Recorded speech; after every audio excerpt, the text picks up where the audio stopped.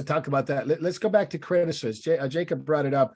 The Saudis pulled out funding from Credit Suisse. They didn't want to touch it anymore. This too big to fail bank, as it was called, is having some major issues all across Europe. Their shares tumble about 30%.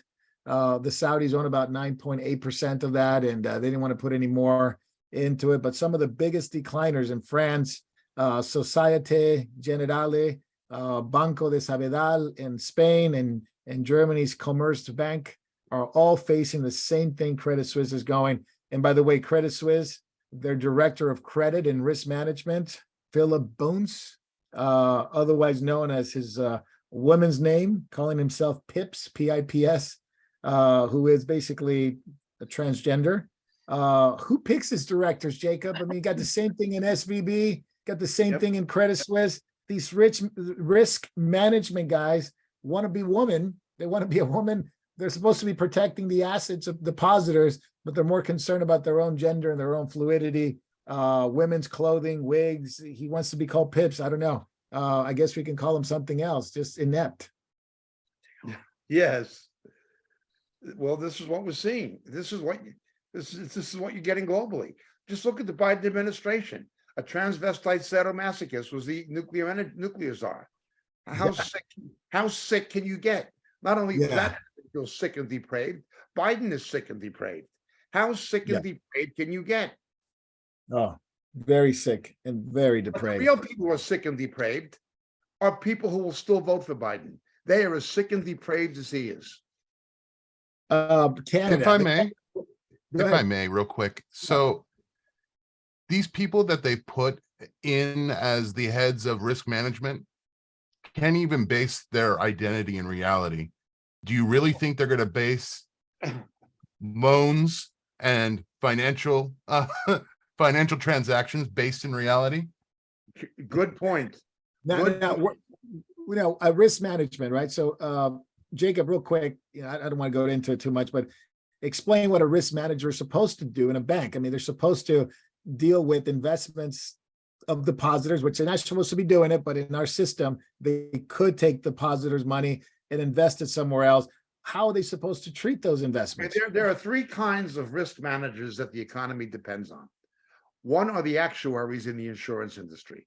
They have to look at a multiple of factors to know what the insurance premium should be. It's something insurable, what the risk would be to the insurance company, and what it would do to rates for the other customers and so forth.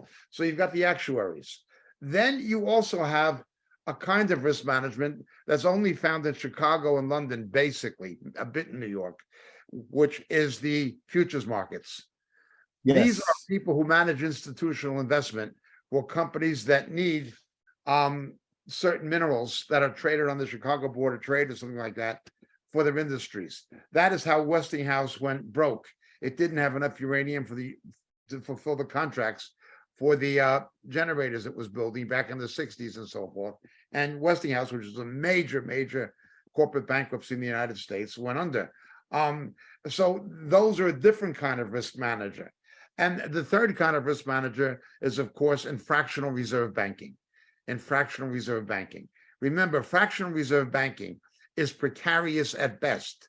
It is like trying to balance a pencil in the middle on your finger. You might, or a pen, well, too much this way, too much that way, too much this way, too much that way.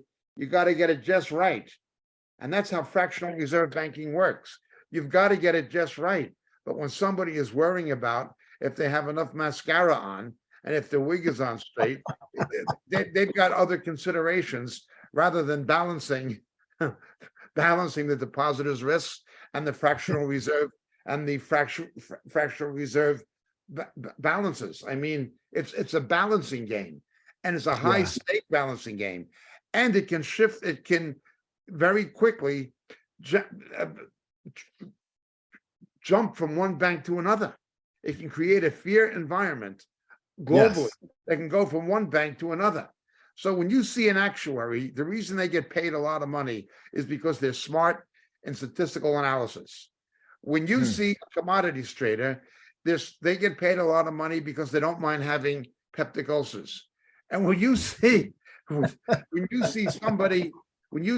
somebody balancing risk management and fractional reserve banking, now you're looking at a transvestite who's more concerned, about Pronouns. gender pronoun and woke culture and so on than they are about what they're doing, because they don't know what they're doing. Remember, under Biden particularly, they get their jobs not based on experience or qualification, but we want to have the first homosexual or the first black or the first Asian or the first homosexual Asian. It's always something like that becomes the qualification or the replacement for the actual qualification. It's not ability or experience. In fact, they will even reappoint people who are with proven track records of failure, like Janice Yellen. That woman should be selling hot dogs on 6th Avenue and 47th Street in Manhattan because her intellectual ability doesn't go beyond that. But that's an offense to hot dog vendors, Jacob. Yeah, That's an offense to hot dog vendors. So, if you're a hot dog vendor, I'm sorry for putting her in the same class with you. I'm sure she's not quite as bright as you are either. But yes, this is what you're dealing with. Go ahead, David. Yeah. Plus, there's another thing that, to build on top of what Jacob's saying, we now have people pushing environmental agendas, pushing IPOs that require large transfusions of cash constantly for a period of time, 2, 3, 4 years before they even make a profit. So these environmental investments are large bits of money that are not going to pay out. Jacob is right. Cheap energy will solve the inflation crisis, all this, but all this environmental and other social concerns investing is not sound investment that we've had historically, but it's now a prejudicial investment that doesn't really care about your money. They're more concerned about the cause.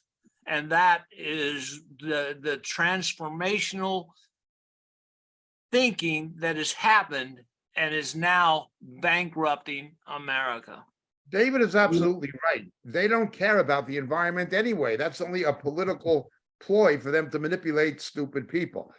You had Biden's energy secretary, who knows nothing about energy, last week singing the praises of China's environmental policy. China opens a high sulfur, whole fueled electrical generator or electrical generation plant every 6 months. And they're going to continue doing it well into the 2030s, they say. And this is who the Biden administration is pointing to as a model. They don't care about the environment. It's all a combination of lies and idiocy. Same with Schwab. Schwab. Yeah. ESG, environmental, social, and governance. That's the standard that they want for all these banks and all these companies, and it's going to destroy the economy. And guess who doesn't have ESG? Right? China doesn't have ESG. India doesn't have ESG. They move on and they have more Either investment Saudi Arabia. That's right.